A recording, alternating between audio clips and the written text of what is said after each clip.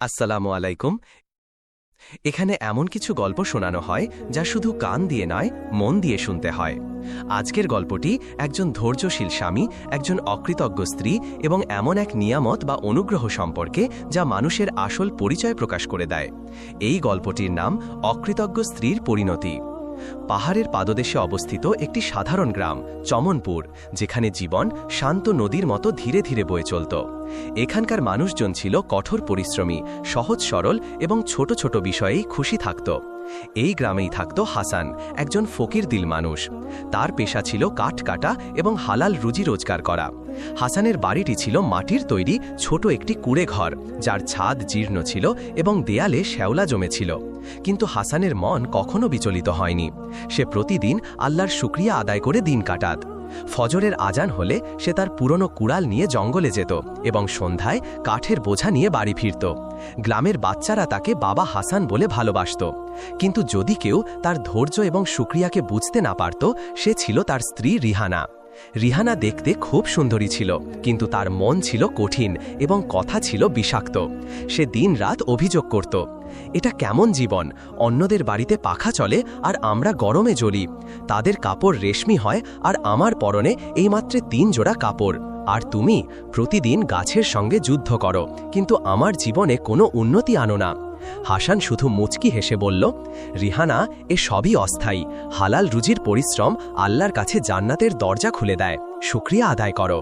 কিন্তু রিহানার মন দিন দিন আরও কঠিন হতে থাকছিল। সে গ্রামের অন্য মহিলাদের দেখে হিংসা করত। যখনই সে কারো নতুন চুড়ি দেখত বা মূল্যবান গয়না দেখত, তার চোখে লোভ আর মনে রাগ বেড়ে যেত। একদিন সন্ধ্যায় যখন হাসান ক্লান্ত হয়ে বাড়ি ফিরল, রিহানার রুটি ছুঁড়ে ফেলে বলল, ভিজে কাঠ নিয়ে এসেছ, পুরো বাড়ি ধোঁয়ায় ভরে গেছে, না আছে শ্বাস নেবার জায়গা, না আছে শান্তি। হাসান বলল, বৃষ্টি হয়েছিল রিহানা, যে কাঠটুকু আনতে পেরেছি তার জন্য আল্লাহর শুকরিয়া। রিহানা বলল, তোমার এই শুকরিয়াই আমার জীবন নষ্ট করে দিচ্ছে। সেই রাতে হাসান ঘরের বাইরে খাটিয়ায় শুয়ে আকাশপানে তাকিয়ে দোয়া করল, হে আল্লাহ, আমার স্ত্রীকে হেদায়েত দাও, তাকে শুকরিয়া শিখিয়ে দাও।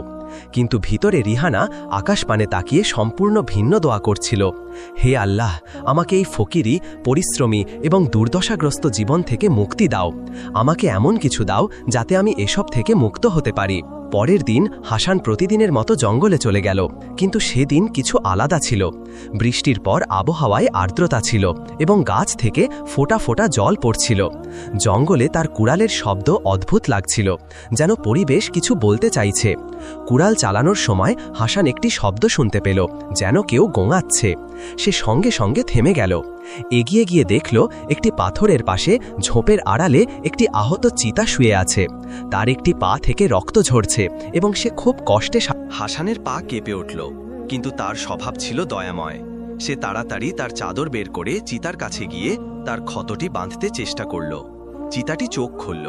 তার চোখে কোনো হিংস্রতা ছিল না, ছিল এক অদ্ভুত নীরবতা, ব্যথা এবং এক নীরব মিনতি। হাসান কিছুক্ষণ তার দিকে তাকিয়ে আস্তে আস্তে বলল, তুমিও আল্লাহর সৃষ্টি, চলো আমি তোমাকে আমার সঙ্গে নিয়ে যাই। সে খুব সাবধানে চিতাটিকে তার কাঠের ছাউনির নিচে নিয়ে এলো, যেখানে আগে গরুকে বাঁধা হতো। সে চিতাটির ক্ষত পরিষ্কার করল, পুরনো কম্বল দিয়ে ঢেকে দিল এবং তাকে জল দিল। সন্ধ্যায় যখন সে বাড়ি ফিরল, রিহানা আগেই রেগে বসেছিল। কোথায় ছিলে? দুপুরের খাবার ঠান্ডা হয়ে গেছে।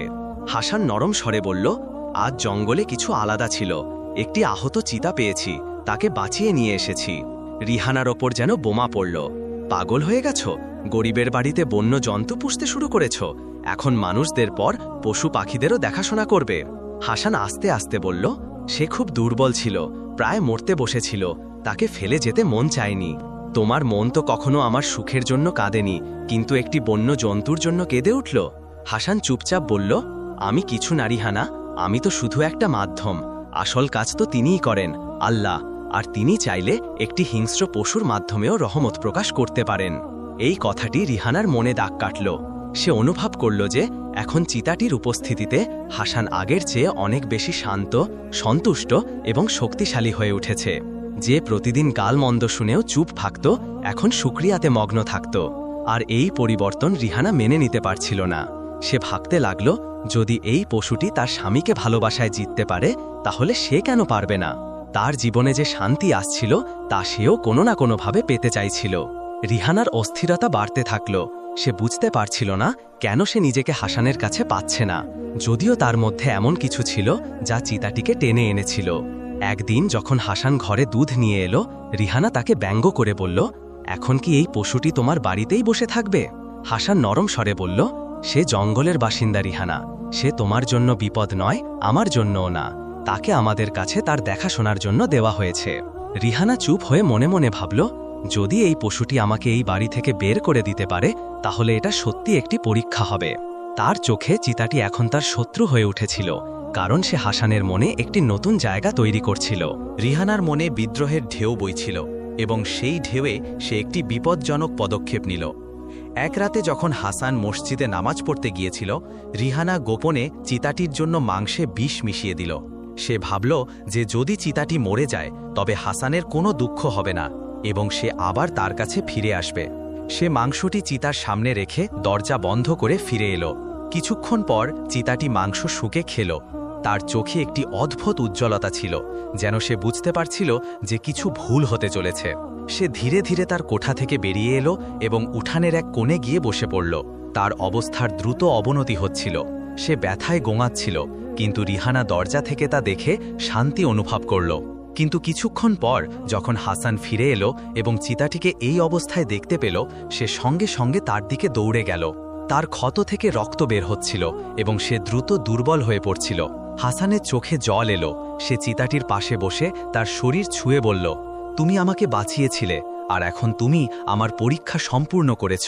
চিতাটির অবস্থা আরও খারাপ হয়ে গেল এবং সে অবশেষে মৃত্যুর কাছাকাছি পৌঁছে গেল। হাসান তাকে নিজের হাতে দাফন করল এবং বলল, তুমি আমার গোপন বন্ধু ছিলে, আমার রক্ষক ছিলে। রিহানার চোখে রাগ এবং আফসোস উভয়েই ছিল। সে ভেবেছিল যে এতে তার কোনো লাভ হবে, কিন্তু হাসানের শান্তি এবং তার মনের পরিবর্তন তাকে ঘিরে ধরছিল। সে ভেবেছিল যে সে আবার হাসানের সঙ্গে ভালোবাসার সম্পর্ক তৈরি করবে, কিন্তু তার অহংকার তার মনকে কালো করে দিয়েছিল। কয়েকদিন পর গ্রামে চারদিকে এই গল্প ছড়িয়ে পড়ল যে হাসানের বাড়িতে আল্লাহর বরকত এসেছে। রিহানা বুঝতে পারল যে তার খারাপ উদ্দেশ্য এবং স্বভাবই তার জীবনের সুখ নষ্ট করে দিয়েছে।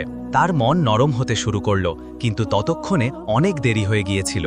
তার অহংকার এবং অকৃতজ্ঞতা তার নিজেকেই ধ্বংস করে দিয়েছে। একদিন হাসান রিহানাকে জিজ্ঞাসা করল, তুমি কি তাকে বিষ দিয়েছিলে? এই প্রশ্নটি রিহানার মনে ছুরির মতো বিঁধ এবং তার চোখে ছিল বেহায়াপনা। এরপর হাসান সিদ্ধান্ত নিল যে সে আর এই পরীক্ষায় থাকবে না। রিহানার মন ভেঙে গিয়েছিল এবং সে প্রথমবারের মতো নিজেকে আয়নায় দেখে তার বাস্তব উপলব্ধি করতে পারল। কিন্তু যখন সে তার ভুল স্বীকার করতে গেল, ততক্ষণে অনেক দেরি হয়ে গিয়েছিল। অবশেষে হাসান রিহানাকে ছেড়ে দিয়ে একটি নতুন জীবন শুরু করল।